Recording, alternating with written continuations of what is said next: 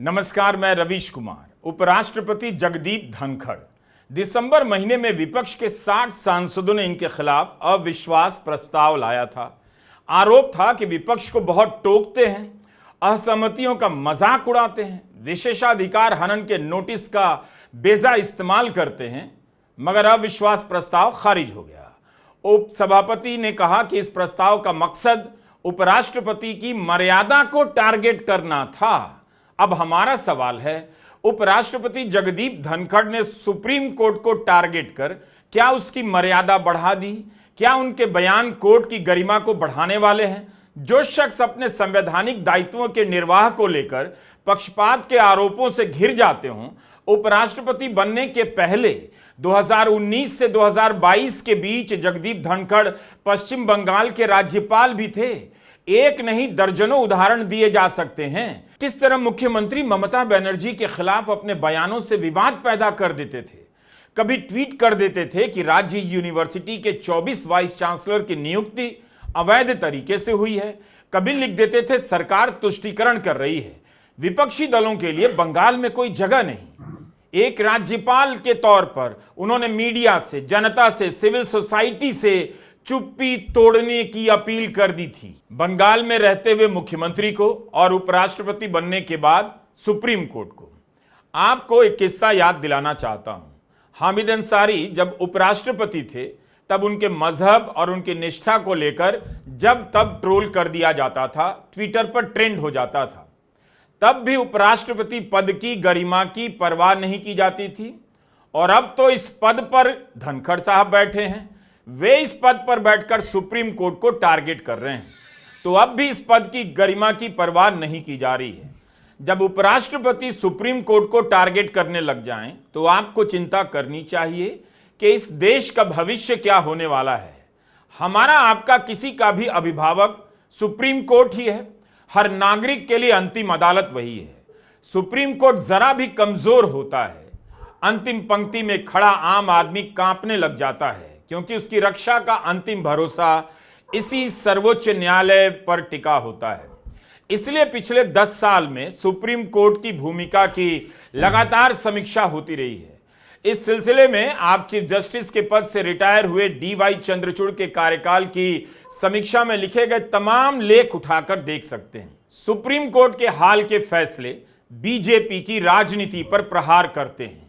योगी सरकार ही नहीं, बीजेपी की कई सरकारें अपराध में नाम आने पर बुलडोजर से किसी का घर गिराने लग जाती थीं। सुप्रीम कोर्ट के जस्टिस BR गवई और जस्टिस KV विश्वनाथन की बेंच ने साफ साफ कह दिया कि बुलडोजर से घर गिराना अवैध, असंवैधानिक काम है। संभल में मस्जिद के सर्वे के नाम पर तनाव पैदा करने की कोशिश की गई। सुप्रीम कोर्ट ने सर्वे पर रोक लगा दी। यह फैसला चीफ जस्टिस संजीव खन्ना और जस्टिस PV संजय कुमार की बेंच का था। कहा कि शांति और सद्भावना बनी रहनी चाहिए। Justice JB Pardiwala, justice R Mahadevan की बेंच ने तमिलनाडु के राज्यपाल के कुछ फैसलों को अवैध ठहरा दिया। चीफ जस्टिस संजीव खन्ना ने वक्फ कानून में की जा रही ज्यादतियों को लेकर ऐसे ऐसे सवाल पूछ दिए कि सरकार को जवाब देने के लिए 7 दिनों का समय मांगना पड़ गया। क्या इन वजहों से किसी को परेशानी हो रही है? क्या इन वजहों से कोई उपराष्ट्रपति को आगे कर रहा है? हम नहीं जान पाएंगे कि सुप्रीम कोर्ट पर हमला तमिलनाडु के राज्यपाल के फैसले को अवैध कहने के लिए हो रहा है, या वक्फ कानून को लेकर पूछे गए सवालों को लेकर और सुनवाई होने तक रोक लगा देने को लेकर। 19 अप्रैल को जिस तरह से सुप्रीम कोर्ट को टारगेट किया गया, वह किसी को भी चिंता में डालने वाली बात है। कोर्ट खुलने से पहले 3-3 हैशटैग ट्रेंड करने लग गए। ट्विटर पर खुलकर सुप्रीम कोर्ट के लिए अशोभनीय भाषा का इस्तेमाल किया जाने लगा, जिसे आप गाली भी कह सकते हैं। जो सरकार अपनी आलोचना में लिखे गए ट्वीट को नोटिस भेजकर हटाने के निर्देश देती रहती है, वह क्यों खामोश है? क्या उसे पता नहीं कि सुप्रीम कोर्ट को लेकर अपशब्द कहने वाले कौन लोग हैं? अगर ये सरकार के समर्थक नहीं होते तो क्या सरकार चुप रह जाती? यही नहीं, इन सब के बीच तमिलनाडु के राज्यपाल उपराष्ट्रपति से मुलाकात भी करते हैं, जिनके फैसले को सुप्रीम कोर्ट ने अवैध कहा है, और इस मुलाकात की तस्वीर सार्वजनिक की जाती है। आखिर उपराष्ट्रपति और राज्यपाल की यह मुलाकात क्या संदेश देना चाहती है? कि राज्यपाल को कोर्ट ने मेडल दिया है? अवैध बोलकर कुणाल कामरा पर एफआईआर हो जाती है, लेकिन सुप्रीम कोर्ट को खुलेआम अनाप शनाप कहा जा रहा है। और ऐसा कहने वाले कौन हैं, ट्विटर की भाषा से उनकी राजनीति का पता चल जाता है। क्या यह केवल संयोग है या प्रयोग भी कि उपराष्ट्रपति जगदीप धनखड़ सुप्रीम कोर्ट को टारगेट करते हैं और सुप्रीम कोर्ट के खिलाफ ट्विटर पर ट्रेंड करने लग जाता है। यही नहीं, उनके बयान के 2 दिनों के बाद यानी 19 अप्रैल को बीजेपी के सांसद निशिकांत दुबे ट्वीट करते हैं, कानून यदि सुप्रीम कोर्ट ही बनाएगा तो संसद भवन बंद कर देना चाहिए। ये कहते हैं बीजेपी के सांसद। क्या इससे कोर्ट के खिलाफ हैशटैग के अभियानों का हौसला नहीं बढ़ता होगा? उम्मीद है आप इस वीडियो को ध्यान से देखेंगे। संविधान के प्रावधानों को समझने के लिए, सुप्रीम कोर्ट के अधिकारों को समझने के लिए और आपकी नजरों के सामने क्या क्या खत्म किया जा रहा है, उनके खत्म हो जाने के बाद अपने जर्जर भविष्य को देखने के लिए इस वीडियो को पूरा देखेंगे। इतनी मेहनत से आपको कोई नहीं बताएगा। हमसे आपसे कहा जाता है सुप्रीम कोर्ट का फैसला है, सम्मान कीजिए, लेकिन उपराष्ट्रपति क्या कर रहे हैं? बीजेपी के सांसद क्यों कह रहे हैं कि कानून कोर्ट बनाएगा तो संसद भवन बंद कर देना चाहिए, और संसद मनमाना कानून बनाने लग जाए तो जनता को कहां जाना चाहिए, क्या करना चाहिए? लेकिन उपराष्ट्रपति जगदीप धनखड़ को लगता है फैसला पसंद नहीं आया। उन्होंने राज्यसभा के इंटर्न के विदाई समारोह में सुप्रीम कोर्ट को लेकर कितना कुछ कहा। कहने लगे आर्टिकल 142 लोकतांत्रिक ताकतों के खिलाफ न्यूक्लियर मिसाइल बन गया है। न्यायपालिका को 2400 घंटे मिला हुआ है। कुछ जज ऐसे हैं जो सुपर पार्लियामेंट की तरह काम करते हैं, उनकी कोई जवाबदेही नहीं क्योंकि कोई कानून लागू नहीं होता। जजों पर सीधा हमला करने लग गए। कहते हैं संसद में आप क्रिटिकल सवाल पूछ सकते हैं, जजों से नहीं। संवैधानिक कोर्ट को कैसे काम करना चाहिए, इस पर उपराष्ट्रपति सुझाव देने लग गए। संवैधानिक बेंच के गठन से जुड़े आर्टिकल में संशोधन की बात करने लग गए। संवैधानिक पद पर बैठे उपराष्ट्रपति क्या ऐसा कर सकते हैं? क्या यह बताना उपराष्ट्रपति का काम है कि संवैधानिक बेंच में कितने जज होने चाहिए? राज्यसभा के सभापति भी हैं, राज्यसभा के इंटर्न के सामने सुप्रीम कोर्ट के बारे में इस तरह से बोलने लग गए। So we have judges who will legislate, who will perform executive functions, who will act as super parliament, and absolutely have no accountability because law of the land does not apply to them. Supreme court के justice जेबी पारदीवाला और justice R Mahadevan ने एक बहुत लंबा खेल खत्म कर दिया।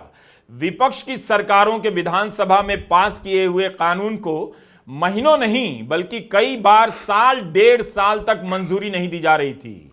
राज्यपाल मंजूरी के नाम पर इन विधेयकों को लटका रहे थे।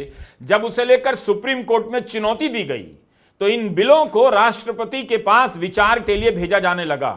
मोदी सरकार के नियुक्त राज्यपाल कानून की भावना का आदर ना करें, विधानसभा की भावना का सम्मान ना करें, अवैध काम करें, वो ठीक है। कोर्ट ने विधानसभा की स्वायत्तता बहाल कर दी तो कहा जा रहा है कोर्ट कानून बना रहा है। अब आते हैं उस बयान पर जो आर्टिकल 142 को लेकर उपराष्ट्रपति ने दिया है। कहा है इसका इस्तेमाल सुप्रीम कोर्ट मिसाइल की तरह कर रहा है। आपको 2 केस की याद दिलाना चाहता हूं। मंदिर निर्माण के फैसले में इसी आर्टिकल 142 का सुप्रीम कोर्ट ने इस्तेमाल किया। 142 के तहत ही सुप्रीम कोर्ट ने मस्जिद बनाने के लिए 5 एकड़ की जमीन देने का आदेश दिया। अदालत ने कहा वो ऐसा इसलिए कर रही है क्योंकि जो गलत हुआ है उसकी भरपाई की जानी चाहिए। अदालत को भी मस्जिद निर्माण को लेकर स्टेटस रिपोर्ट मांगनी चाहिए और इस पर बात होनी चाहिए। मैं आभार व्यक्त करूंगा भारत की न्यायपालिका का, जिसने न्याय की लाज रख ली। राम जन्मभूमि का फैसला पसंद आया तो प्रधानमंत्री मोदी ने कहा कोर्ट ने न्याय की लाज रख ली।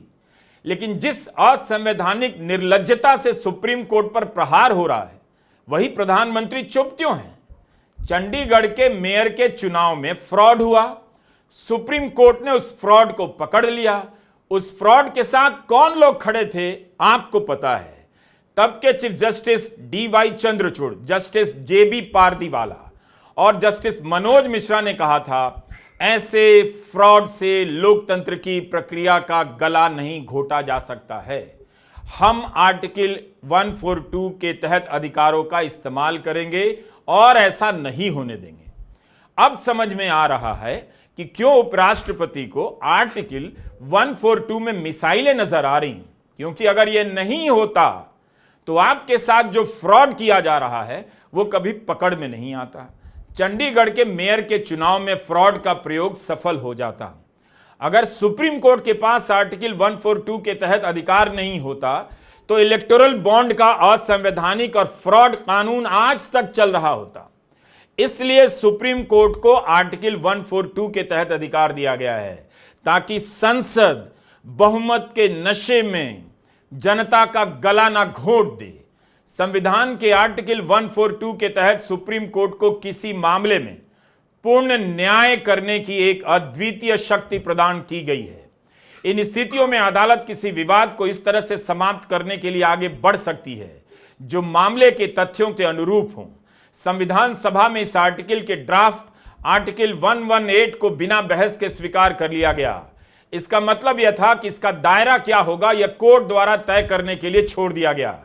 इसका मतलब तो यही हुआ कि संविधान सभा ने इस आर्टिकल को इसी रूप में देखा कि न्याय के हक में कोई फैसला लेने के लिए सुप्रीम कोर्ट को यह आर्टिकल असीमित शक्तियां प्रदान करेगा। आपने कह दिया कि article 142 is nuclear fissile material, nuclear missile. ये कैसे कह सकते हैं आप? आपको मालूम है कि आर्टिकल 142 के द्वारा सुप्रीम कोर्ट को संविधान ने यह हक दिया है। ये किसी सरकार ने हक नहीं दिया, संविधान ने हक दिया है टू डू कंप्लीट जस्टिस। पहली बात ये। दूसरी बात, और ये मैं देश की जनता को बताना चाहता हूं कि president of India is a titular head.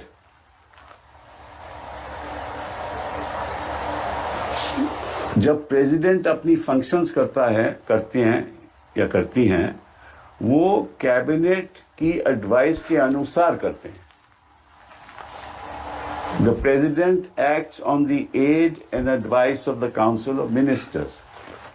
The governor of a state acts on the aid and advice of the council of ministers in the state. कि अगर कोई विधेयक पारित होता है तो गवर्नर के पास जाता है। गवर्नर, संविधान ने हक दिया है, गवर्नर कमेंट्स करके वापस भेज सकता है विधेयक को, और फिर अगर दोबारा पास कर दे लेजिस्लेचर, असेंबली पास कर दे, तो गवर्नर को साइन करना पड़ता है। ये संविधान कहती है। गवर्नर ये भी कर सकता है कि कोई विधेयक को वो प्रेसिडेंट को भेज दे अपने कमेंट के साथ कि मुझे ये सही नहीं लगता, और प्रेसिडेंट अपने व्यक्तिगत अनुसार कुछ नहीं करती। President acts on the aid and advice of the council of ministers. वो बात सरकार, केंद्र सरकार पे जाती है, केंद्र सरकार के काउंसिल ऑफ मिनिस्टर पे जाती है। वो एडवाइस करते हैं प्रेसिडेंट को कि क्या करना है। ये प्रेसिडेंट का व्यक्तिगत हक नहीं है। ये धनखड़ जी को मालूम होना चाहिए। उन्होंने कहा कि आप प्रेसिडेंट की पावर को कैसे कंट्रोल कर सकते हो? भाई कौन कर रहा है प्रेसिडेंट की पावर को कंट्रोल? उम्मीद है कपिल सिब्बल की इस बात से साफ हो गया होगा कि तमिल